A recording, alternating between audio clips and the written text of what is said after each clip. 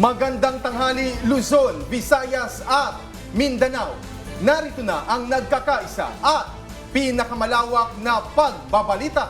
Sa pangunguna ng Presidential Communications Office na kinabibilangan ng Philippine Information Agency, Philippine News Agency, Presidential Broadcast Service, IBC at PTV, mula sa IBC 13, ako po si Princess Jordan.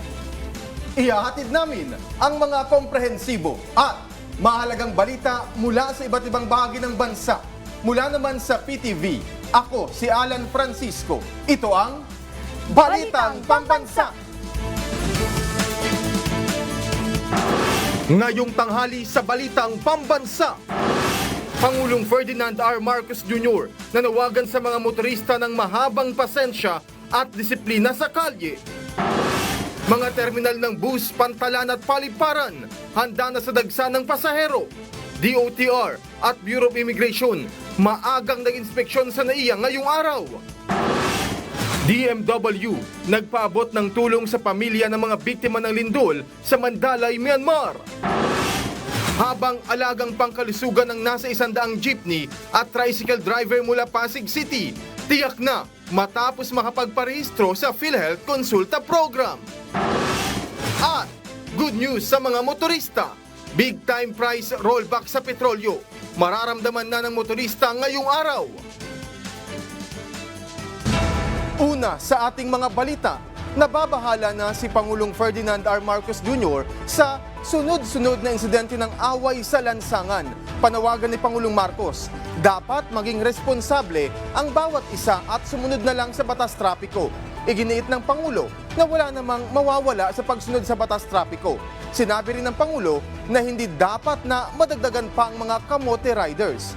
Binigyang diin din ng Pangulo ang halaga ng disiplina sa daan. Huwag maging kamote.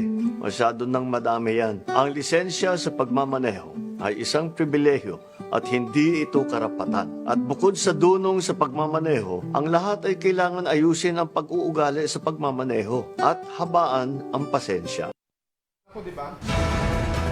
Tiniyak ng Philippine National Police na mananatiling prioridad ng kanilang hanay ang kaligtasan ng publiko lalo na ngayong Semana Santa. Sa panayam ng Radyo Pilipinas, sinabi ni PNP Chief Police General Romel Francisco Marbil na patuloy silang nakaalerto dahil nalalapit na rin ang Hatol ng Bayan 2025. Pakiusap ng PNP sa mga babiyahe, magbaon ng kaunting pasensya dahil mahigpit ang ginagawang mga inspeksyon. Alinsunod na rin sa Oplan Ligtas Samvac o at Comelec Gun Ban. At dahil maraming luluwas ngayong Holy Week, nakikipag-ugnayan na ang PNP sa mga barangay na tulungan sila sa pagbabantay para matiyak ang peace and order sa mga komunidad. Tututukan din ang mga Tourist and Maritime Police ang ng mga lugar na dadagsain ng mga turista para naman agad na makatugon sa mga pangangailangan ng publiko. Dalawa lang po doon sa mga babiyahe po nating mga kababayan Kasi kailangan lang po sa kanyang pasyente po yung let's have patience po when we travel. Talaga it will cause traffic kasi will be strict on the gun ban. Please, trabaho po namin. Second, before you leave, you make sure na yung lugar niyo po is really safe. Yung mga bahay po, ilock niyo po yan. Kailangan niyo po ilock kasi ito lang po yung talaga naging concern natin. Let us give you an opportunity po yun sa mga masasamang loob na pumasok po yung sa bahay natin. Nawala po tayo. Para naman sa ating mga motorista, magpakarga na muna kayo ng inyong mga tangke bago bumiyahe dahil mayroong malaking rollback sa presyo ng mga produktong petrolyo ngayong araw. Simula kanina alas 6 ng umaga ay ipinatupad na ng Shell, Petron, Flying V, Jetty, Petrogas, Caltex at Sea Oil ang 2 pesos and 90 centavos kada litro na bawas singil sa presyo ng diesel, 3 pesos and 60 centavos kada litro sa presyo ng gasolina at 3 pesos and 30 centavos naman sa kada litro sa presyo ng kerosene. Habang ang kumpanyang Clean Fuel naman ay ipinatupad kaninang alas 8 ng umaga ang kaparehong bawas presyo sa diesel at gasolina. Ang pagbaba ng presyo ng mga produktong petrolyo ay dahil sa tumitinding trade war sa pagitan ng US at China at pagtapyas naman ng Saudi Arabia ng presyo ng kanilang petroleum products at ang pagdaragdag ng produksyon ng mga bansang kasapi ng Organization of the Petroleum Exporting Countries o OPEC.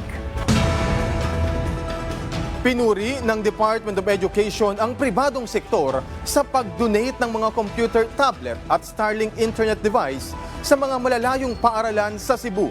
Ito'y matapos makipagtulungan ng DepEd sa Department of Information and Communications Technology, I-Academy at Republic Asia sa ilalim yan ng Pay It Forward, a Digital Transformation Advocacy Initiative. Ayon kay DepEd Secretary Sani Angara, sa tulong ng naturang inisyatiba, ginagawang accessible ang mga digital tool sa mga estudyante sa mga lugar na kulang sa serbisyo. Sa ilalim nito, nasa 100 na tablet at 3 satellite internet kits ang ipinamigay sa 8,000 o sa 8 pampublikong matataas na paaralan. Nasa 100 jeep at tricycle driver sa Pasig rehistrado na sa PhilHealth Konsulta. May balitang pambansa si Jana Pineda ng PIA-NCR. Nagsagawa ng konsulta sa Masa Palenque Tour ang Philippine Health Insurance Corporation National Capital Region para sa 100 jeepney at tricycle driver sa Pasig City bilang parte ng kanilang malawakang kampanya na ilapit ang mga serbisyong pangkalusugan ng PhilHealth sa komunidad. Layo ng PhilHealth Konsulta sa Masa na hikayatin at irehistro ang mas maraming Pilipino na hindi pa miyembro ng PhilHealth upang makatanggap sila ng mga pangunahing serbisyong pangkalusugan, lalo na ang mga konsultasyon at libreng gamot sa tulong ng konsulta program. Isang malaking kaginhawaan ang naidulot ng programang ito kay Manolito, isang jeepney driver na anyay hindi nagkaroon ng pagkakataon na makapagparehistro sa PhilHealth Konsulta dahil sa araw-araw niyang pamamasada. Napakaganda po kung ano kasi hindi na kami pupunta ng malayo, hindi na kami magukan ng iba. Nakatakdang umikot sa buong Metro Manila ang PhilHealth Konsulta sa Masa Palenque Tour upang ilapit sa mas marami pang Pilipino ang mga serbisyo ng PhilHealth, lalong-lalo na sa mga sektor na higit na nangangailangan. Mula sa Philippine Information Agency National Capital Region, Jana Pineda, Balitang Pambansa. Naniniwala ang Bureau of Internal Revenue, BIR, na makakamit ang target collection bago matapos ang deadline ng paghahain ng annual income tax return ngayong araw. Dahil ito sa bagong sistema alinsunod sa utos ni Pangulong Ferdinand R. Marcos Jr. na pabilisin at padaliin ang mga transaksyon sa pamahalaan sa pamamagitan ng digitalization. Ayon kay Revenue Commissioner Romeo Lumagi Jr., marami silang natatanggap na magandang feedback dahil sa bagong sistema. Bagamat mayroong mga taxpayers na hindi pa sanay sa paggamit nito, handa naman silang gabayan ang mga ito. Inaasahan na makakamit ang natitirang 70% target collection bago mag-cut off mamayang alas 5. Sa ating mga taxpayers ay ngayon na po ang last day ng filing and payment of the 2024 annual income tax returns. Wala na pong palugit, kaya naman siguraduhin po natin na mag-file po tayo ng ITR natin. Kung hindi po tayo marunong at wala po tayong natatanggap na email confirmation, siguraduhin lang po natin na i-refile lang po natin ng i-refile yan hanggat makakuha po tayo ng email confirmation. At kung hindi po, pumunta po sa aming mga opisina kung hindi po tayo marunong. Marami pong revenue officers na gagabay po sa inyo. Siguraduhin po natin magawa on time dahil iwasan po natin ang penalties at interest. At siguraduhin po natin na pagtulong-tulungan po natin na makamit ang ating collection target ngayong taon na ito. Para matiyak ang mabilis na serbisyo sa mga biyahero sa NAIA, mahigit 50 counters nila ang binuksan na. May balitang pambansa si Bernard Ferrer ng PTV. Maagang nagsagawa ng inspeksyon sa Department of Transportation Secretary Vince Dizon sa Ninoy Aquino International Airport Terminal 3 bilang bahagi ng paghahanda sa inaasang dagsa ng mga biyahero ngayong Semana Santa. Kabilang sa binisita ng Secretary Dizon ng immigration counters, nakapansin-pansin ang kawalan ng mahabang pila sa kabila ng peak hours. Malayo ito sa sitwasyon noong April 10 kung saan makikita sa isang video ang mahabang pila ng mga pasahero palabas ng bansa. Sa kasalukuyan, bukas ang 44 na immigration counters at 11 karagdagang counters para sa overseas Filipino workers. Commissioner Viado committed that they would fill all the counters with immigration officers 30 minutes before the start of the peak hour, which is 3:30. Ito yung resulta. Makikita nyo, halos walang pila. May 48 immigration officers din na back up mula sa Bureau of Immigration upang masigurong mabilis ang serbisyo at maiwasan ang pagkaabala ng mga pasahero. Hindi lang po yung departure ang pinagtutuunan po ng pansin, pati po yung arrivals. Ito po hindi lang po ngayong Holy Week, but tutuloy-tuloyin po natin. Pinasalamatan ni Secretary Dizon ang maayos sa koordinasyon ng Manila International Airport Authority, New NAIA Infra Corporation at Bureau of Immigration. Inaasa nga abot sa may 1 milyong pasahero ang dadagsa ngayon sa NAIA. Mas mataas ng 15% kumpara sa may 900 pasaherong naitala noong Palm Sunday hanggang Easter Sunday ng nakaraang taon. May pila na rin sa airline counters pero nakaalalay naman ang mga tauhan ng paliparan upang magabayan ang mga biyahero. Hinikayat ang publiko na dumating sa paliparan 2 oras bagong domestic flight at 3 oras bago ang international departure. Mula sa People's Television Network, Bernard Ferrer para sa Balitang Pambansa. Huwag sumakay sa mga kolorum na sasakyan. Yan ang apela ng Land Transportation Franchising and Regulatory Board o LTFRB sa mga pasahero na luluwas sa mga probinsya ngayong Semana Santa. Sa panayam ng Radyo Pilipinas, sinabi ni LTFRB spokesperson Ariel Inton na delikado ang pagsakay sa mga private vehicle na walang permit para mamasada. Hindi kasi aniya dumaan sa inspeksyon at pagsusuri ang mga sakyan at mga driver nito. Wala rin aniyang makukuwang insurance ang mga sakay nitong pasahero sakaling maaksidente sila. Kaya payo ng LTFRB, sumakay sa mga lehitimo o public utility vehicle sa mga terminal para sa ligtas at maginhawang biyahe. Kolorum operation po yan at delikado po na tayo ay sumakay dyan lalo na sa mga long drive, no? Yung mga long distance driving, iwasan po natin yan. Isang modus na dyan ay meron sila mga scalper na paikot-ikot dyan sa mga terminal. Nakataas sa Blue Alert status ang lahat ng opisina at regional offices ng National Disaster Risk Reduction and Management Council o NDRRMC kaugnay ng paggunita ng Semana Santa. Batay sa Memorandum Order 082, epektibo ang Blue Alert status mula April 12 hanggang April 21, 2025. Layunin nitong maging mabilis ang pagtugon sa anumang insidente o emergency na posibleng mangyari habang marami sa ating mga kababayan ang inaasahang uuwi sa kanilang mga probinsya para gunatain ang mahal na araw. Sa ilalim ng Blue Alert status, nakahanda ang 50% ng mga tauhan ng mga ahensya sa ilalim ng NDRRMC para agad na tumugon sa anumang insidente ngayong Holy Week. Samantala, mayroon ding mga lugar na nasa red alert status na kailangan lalong maghanda sa anumang sakuna na posibleng mangyari. Region 5 po at Region 6 po ang aming naka-red alert.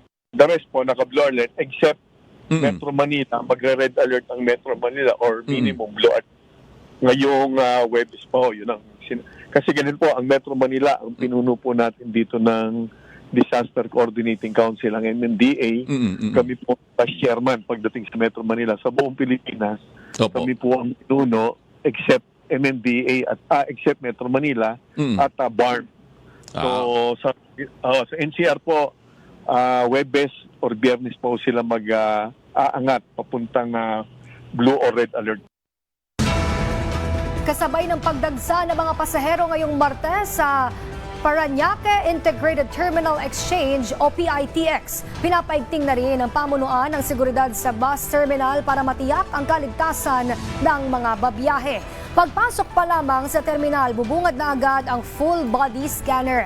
Habang isa-isa rin kinakapkapan ng mga gwardya ang mga pasahero. Nakaabang rin sa entrance ang mga K9 units na mag-scan ng mga malalaking bagahe ng mga biyahero. Ayon sa PITX, 4 na mga K9 ang nakadeploy sa lahat ng entrance. Nakakalat na rin ang mga police assistance desk sa buong terminal. Kasabay niyan ay nagbabantay rin ang ilang mga pulis sa loob at labas ng PITX. Mahigpit na paalala ng pamunuan sa mga ipinagbabawal na gamit, kabilang na dyan ang flammable object gaya ng lighter, matutulis na bagay at kahit na anong uri ng baril. Pabor naman ang ilang pasahero sa ganitong seguridad sa bus terminal. Di ba hassle para sa inyo? Oh, of course not. Bakit? Kasi sa safety ng lahat. Sa security ng lahat. Okay lang naman po, pabor din naman po sa akin para safe din naman po ng mga tao yun.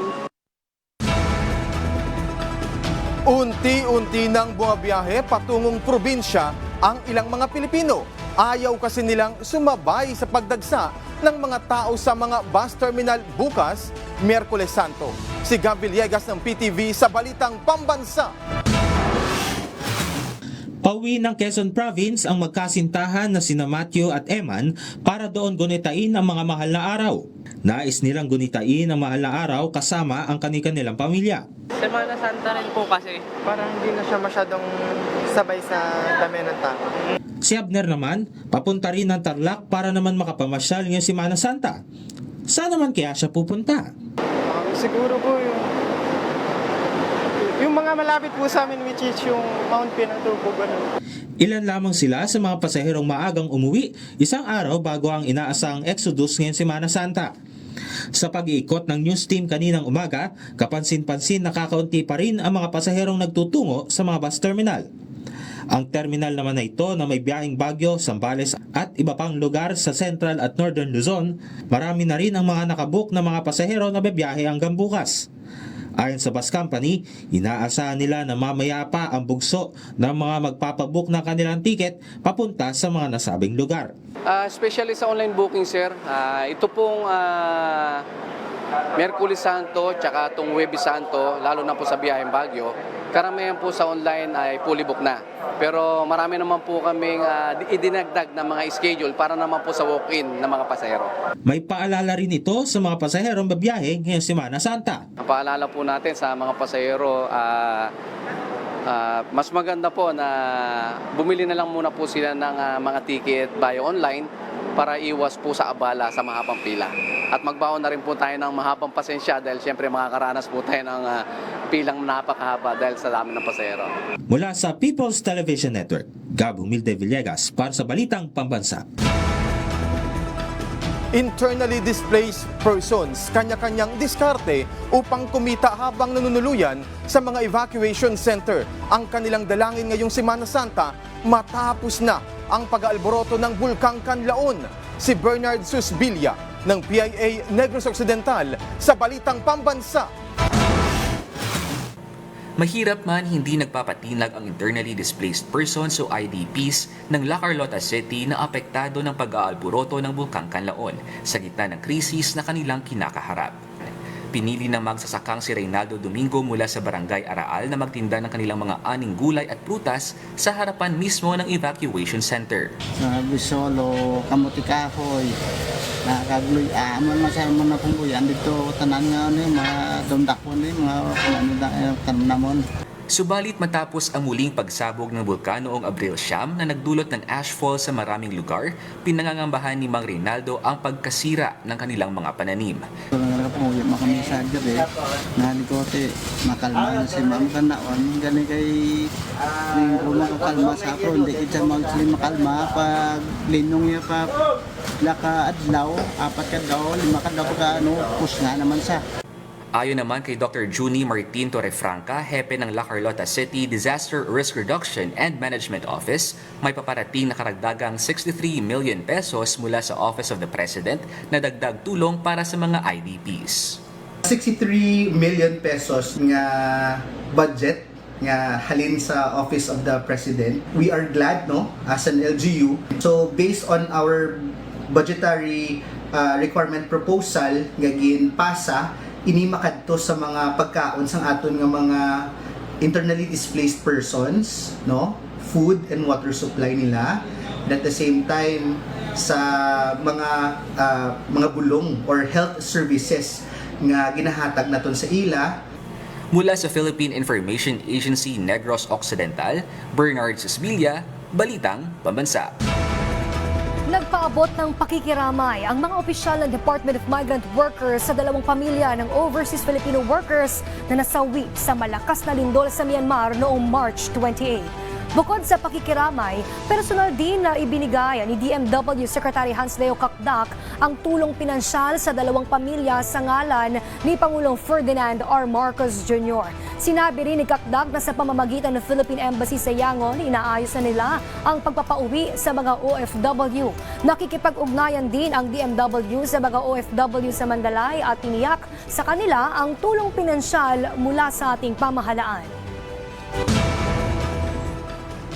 Tinitingnan ngayon ng National Food Authority o NFA ang pagsusubasta ng stocks nito ng bigas para lumuwag ang kanilang mga warehouse. Ito ang mga bigas na nakastock sa warehouse ng mahigit 2 buwan na.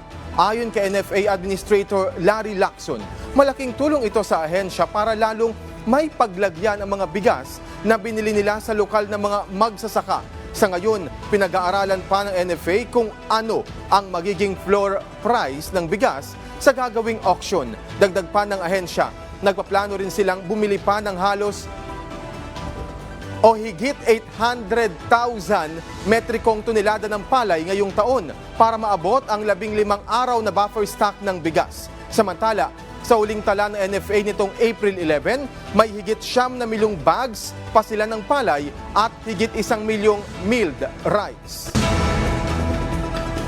Tinitingnan na rin ng Pilipinas ang posibleng pamumuhunan sa agrikultura sa Oman para magkaroon ng dagdag na oportunidad para sa mga Pilipino. Si Bea Gaza de Guzman ng Radyo Pilipinas para sa Balitang Pambansa. Buhay na buhay ang pagnenegosyo ng mga Pilipino sa bansang Oman. Ito ang ipinagmalaki ni Philippine Ambassador to Oman, Raul Hernandez, sa panayam sa Radyo Pilipinas World Service. Dito sa Oman, marami na rin mga small businesses na pinundar yung ating mga Pilipino. Lately, last year, we were able to survey about 60 small businesses dito that are being owned and operated by Filipinos. Bagamat marami na rin mga negosyo ng Pilipino ang matagumpay ang operasyon sa Oman, naniniwala si Ambassador Hernandez na marami pang oportunidad ng pamumuhunan ng pwedeng samantalahin ng Pilipinas sa Oman. Tinitingnan ngayon ng Pilipinas ang potensyal na pamumuhunan sa agrikultura ng Oman. Malaking tulong kasi ito para makalikha ng mas maraming oportunidad para sa mga Pilipino gaya ng dagdag pagkakakitaan at dagdag na trabaho. Nitong Enero lamang isinagawa ng Pilipinas at Oman ang 5th Joint Bilateral Consultation Meeting kung saan tinalakay ang progreso sa economic, political at maritime cooperation ng dalawang bansa. Mula sa Radyo Pilipinas, Bea Gaza de Guzman para sa Balitang Pambansa. Iba't ibang clearing operations ang patuloy pa ring pinaigting ng MMDA sa iba't ibang bahagi ng Metro Manila ngayong Semana Santa. Samantala, higit 2,000 mga tauhan ito ang nakakalat na. Si Vel Custodio ng PTV para sa Balitang Pambansa. Pinaigting na ng Metropolitan Manila Development Authority o MMDA ang kanilang pagbabantay at operasyon ngayong Semana Santa. 24/7 na nakaantabay ang MMDA Communications and Command Center sa mga CCTV, lalo na sa mga nakapwesto sa pangunahing lansangan sa NCR. Lagi ring nakaabang ang Road Safety Group ng MMDA. So isa po sa priority ng ating operasyon ngayong umagang ito is to ensure yung mga malalaking areas na kung saan meron po tayo mga bus terminals, yung mga madadaanan po ng mga provincial buses, and also mga major thoroughfares na dadaanan ng mga pribadong sasakyan are ensured of free from any forms of obstruction. Mahigit 30 motorista ang tiniketa ng MMDA sa isinagawa nilang operasyon sa paligid ng PITX, Buendia at Zobel Rojas kaninang umaga. Karamihan dito ay iligal na nakaparadang mga sasakyan. Nilinis din ng MMDA ang mga bangketa sa operasyon. Ipapatupad na ng MMDA ang no day off, no absent policy simula bukas para sa full deployment ng mahigit 2,500 MMDA personnel para sa Semana Santa. Bukas ang inaasahang peak ng mga biyaherong uuwi ng probinsya matapos maglabas ng anunsyo ang Malacanang na half-day lang ang working hours ng mga opisina bukas. Nagbigay naman ng paalala ang MMDA para sa mga biyahero ngayong Holy Week. I advise our mga biyahero po natin, mga kababayan, na they advance their time frame going to the terminals. And of course, mga kababayan po natin na nais pong gumamit ng mga pribadong sasakyan, please make sure na maayos po ang kondisyon ng ating mga sasakyan. Make sure it's roadworthy para hindi po tayo makadagdag sa traffic congestion, and also to ensure safety, hindi lang po ng sarili natin but also mga co-motorists at ating mga kababayan na bumabiyahe po. Mula sa People's Television Network, Vel Custodio, Balitang Pambansa. Aprobado na ng Malacanang ang half-day work from home setup sa mga ahensya ng pamahalaan ngayong Holy Wednesday o April 16. Batay sa Memorandum Circular No. 81 na pirmado ni Executive Secretary Lucas Bersamin, work from home ang setup mula 8 a.m. hanggang 12 noon. suspendido na ang trabaho mula tanghali ng nasabing araw. Layunin ng palasyo na bigyan ng sapat na oras ang mga empleyado ng gobyerno para makauwi sa mga probinsya at makapagnilay-nilay ngayong Semana Santa. Samantala, hindi naman kasali sa nasabing kautusan ang mga tanggapan o ahensya na nasa basic services tulad ng kalusugan at emergency response, habang ipinaubaya naman ng palasyo sa mga pribadong kumpanya ang desisyon kung magpapatupad sila ng kaparehong kautusan para sa kanilang mga kawani. At diyan po nagtatapos ang 30 minutong ulat sa bawat sulok ng bansa. Samahan nyo kaming muli maamayang alas 6 ng gabi para sa updated at pinalakas pang balitaan. Mula sa PTV, ako si Alan Francisco. Ito ang pinalawak na puwersa sa pangunguna ng Presidential Communications Office, kabilang ang Philippine Information Agency, Philippine News Agency, Presidential Broadcast Service, IBC at PTV. Mula sa IBC 13, ako naman po si Princess Jordan, hatid sa inyo ang komprehensibong paghimay sa mahalagang usapin dito lang sa Balitang Pambansa!